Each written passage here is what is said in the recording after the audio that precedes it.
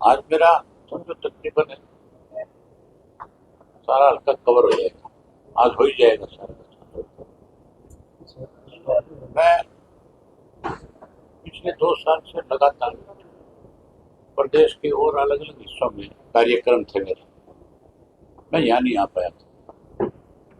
Telephone पे मेरा contact था सबके साथ, और वैसे दुख सुख में शामिल होता था, लेकिन सार्वजनिक तरीके से लोगों से जो मेरा मिलने का रहा है हमेशा, वो नहीं कर पाया था। अब मैंने 4 दिन का प्रोग्राम बनाया पूरे कॉन्स्टिट्यूंसी। सबसे बड़ी समस्या पानी, पीने का पानी भी नहीं है, पशुओं के लिए जोड़ में पानी नहीं, खेत के लिए नहर में पानी नहीं, बारिश है नहीं, किसान परेशान। गांव में अगर किसान परेशान है तो हर वर्ग के लोग अपने आप उसके साथ परेशान है। सरकार ये सब कुछ देने की बजाय इस किस्म के उल्टे प्रमाण जारी करती है, जिससे और ज्यादा मुश्किल पैदा हो जिम्मेदार के। पिछले दिनों गेहूं की खरीद में अनेक शर्तें लगाई। मैंने लोगों से भी ये बात पूछी थी कि जब फसल बेचने गए थे तो सरकार की तरफ से सुविधा थी या कोई मुश्किलें पैदा की गई।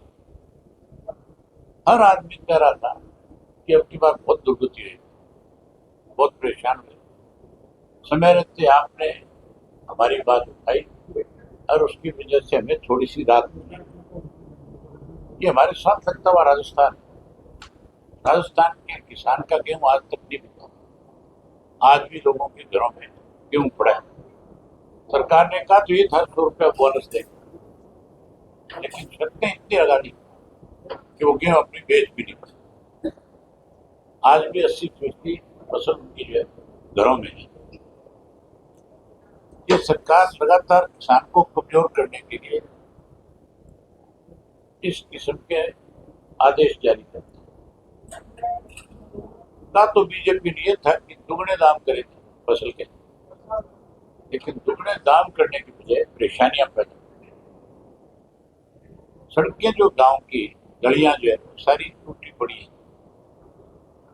सड़कें सारी टूटी पड़ी है, कोई काम नहीं होता। एक ही काम पे लगे हुए कॉलोनियां काट, वो जगह जगह बीजेपी के चाहे पदाधिकारी हैं, चाहे इनके कोई मंत्री है, या कोई इनका एमएलए है, यहां तक भी मुख्यमंत्री की पार्टनरशिप में कॉलोनियां बन रही है।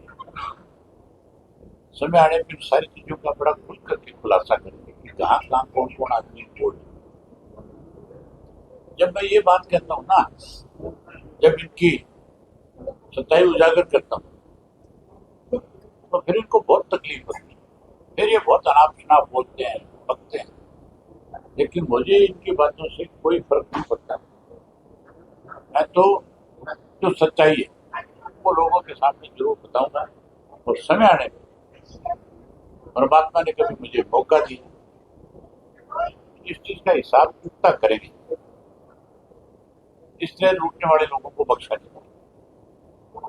छोड़ की जमीन को लेकर के लोगों में क्योंकि ज्यादातर नेता कांग्रेस की हो या बीजेपी की हो चुप है, कोई नहीं बोलता। मैं तो बहुत खुल के इस मामले में विधानसभा में बोला, जब सदस्य था तब भी मैंने ये बात कही थी कि गांव जोड़ पे बस होते हैं, कोई गांव देखो, इसलिए जोड़ पे बसते थे गांव कि जो ढलान में होता है, गांव का सारा बारिश का पानी जोड़ में जाता।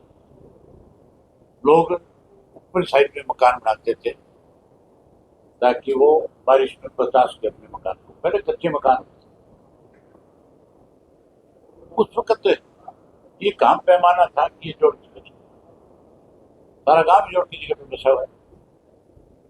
सरकार को इसके लिए बाकायदा तौर पर एक फैसला करना चाहिए, कैबिनेट बुला करके आदेश जारी करके, या फिर इसको सेशन में कानून बनाना चाहिए कि जिस किसी का मकान पंचायत की जमीन पे जोड़ के ऊपर या वो पंचायत की जमीन है, उससे पैसे वसूल लो।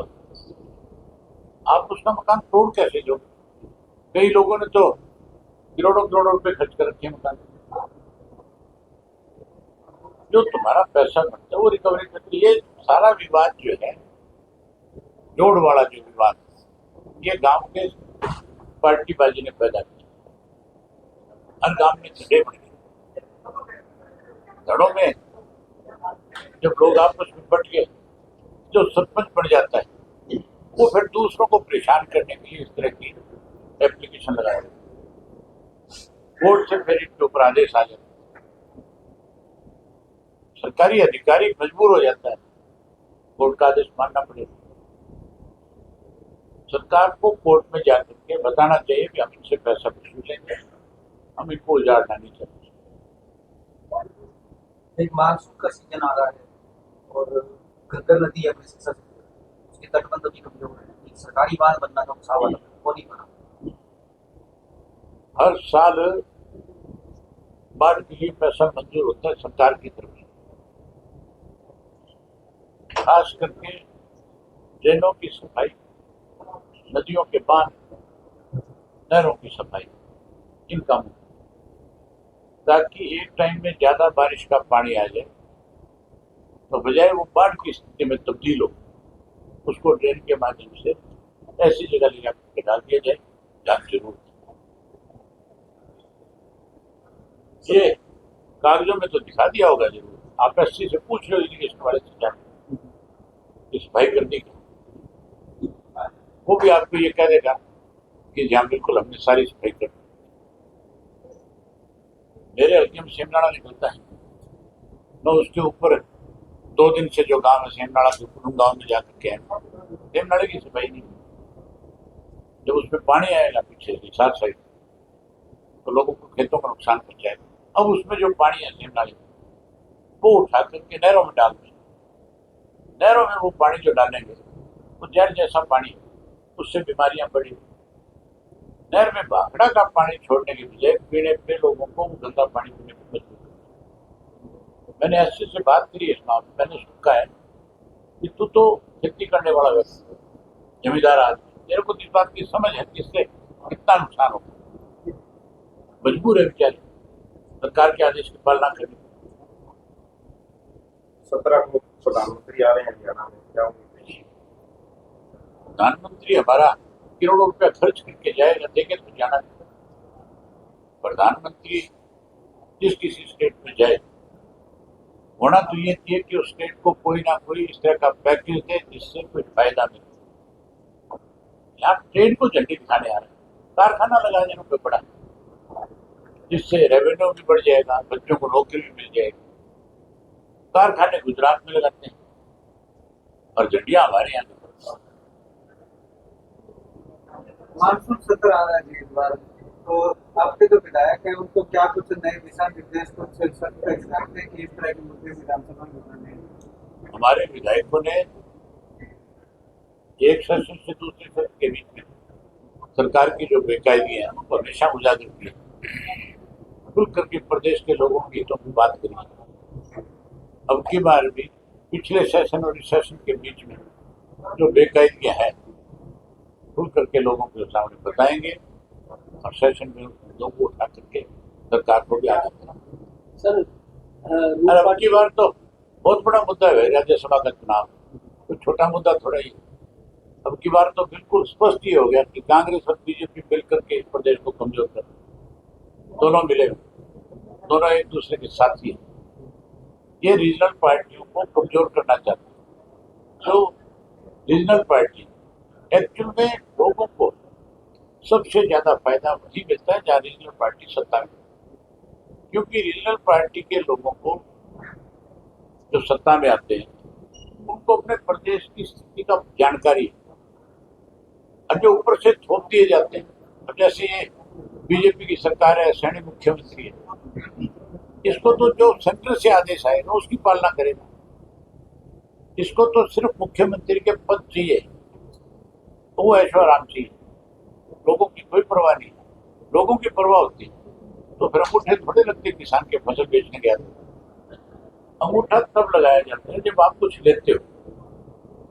तो लेने थोड़ी गए थे मंडिया में, हम तो अपनी फसल बेचने गए थे। हम अपनी फसल बेचकर हम ही अंगूठा लगाए, ये कहानी क्यों है? सर लूटपाट की घटनाएं बहुत हो रही है ना, जैसे कि चंडीगढ़ की सुरक्षित नहीं है और कत्ल तो उनका कोई जिले में हुई नहीं। देश में कौन सुरक्षित है? आप सुरक्षित हो? आपको भी ये भरोसा नहीं है। आप इलाहाबाद में सरसा में रात को अगर 10-11 बजे कहीं निकलते हो जाते हो तो आपको भी पीछे से डर सता रहा होगा कि पता नहीं मेरे साथ कोई घटना ना हो। ये तब है जब सरकार कमजोर होती है, कमजोर लोगों के हाथ में सत्ता होती है, तब इस तरह की घटनाएं ज्यादा होती है।